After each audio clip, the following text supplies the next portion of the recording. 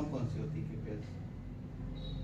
ये बिल से पहले कस्टमर आएगा वॉकिंग, और वॉकिंग बाद फिर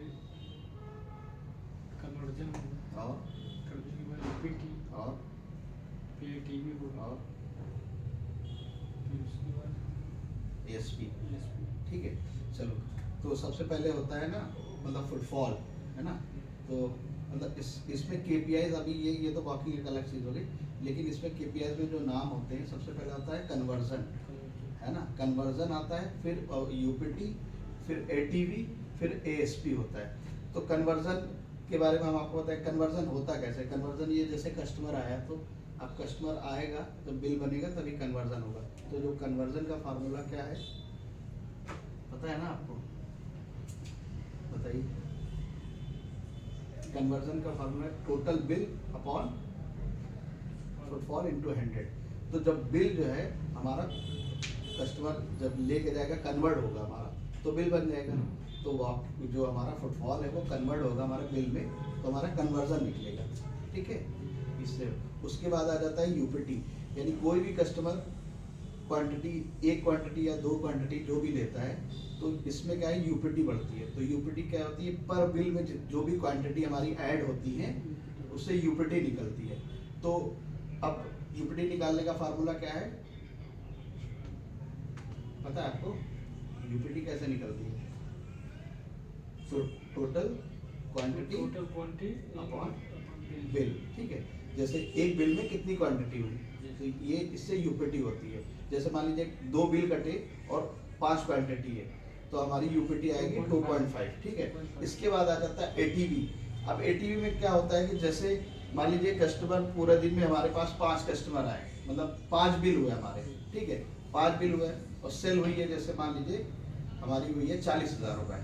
ठीक है, 40,000 रुपये सेल है, तो हमारी एटीवी इसी तरह निकाली जाएगी, total sale divided by total bill, यानी जो भी सेल होगी हमारी टोटल, उसको हम बिल से डिवाइड कर देंगे। तो जो पर बिल की वैल्यू आएगी ये एटीवी हो जाएगी। वैल्यू मतलब हम फार्मूला आपको बता रहे हैं, वैल्यू से मतलब नहीं है।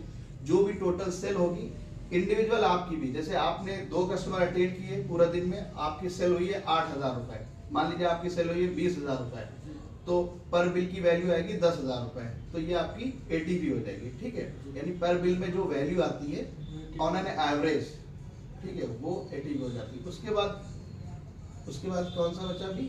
एसपी। एसपी ये होता है कि जैसे आपने पूरे दिन में 4 बिल काटे और उसमें आपने 16 क्वांटिटी सेल कर दी। ठीक है, तो पर बिल की जो ईच एंड एवरी बिल की क्वांटिटी हुई है 4। ठीक है, तो पर बिल में 4 क्वांटिटी हो गई। अब इसमें क्या है, आपको एसपी निकालना है। तो एसपी कैसे निकालेंगे? टोटल सेल की जो वैल्यू होती है आपकी, यानी सेल की वैल्यू आपकी जैसे मान लीजिए 20,000 रुपए हुई और उसमें आपकी क्वांटिटी